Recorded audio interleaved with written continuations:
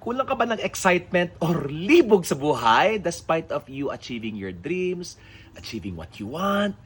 Maybe because you forgot the most important thing in life, which is joy, peace, and happiness.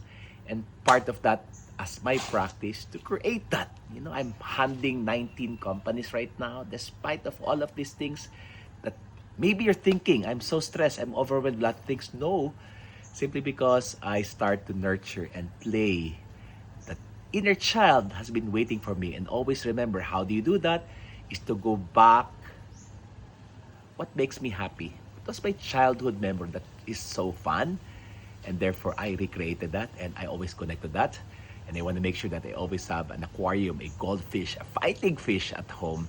And I'm so happy every morning when I'm here at home, I get to see all of my fishes and all the things that I truly enjoy that matters the most, which is joy. What gives you the joy? What gives you joy?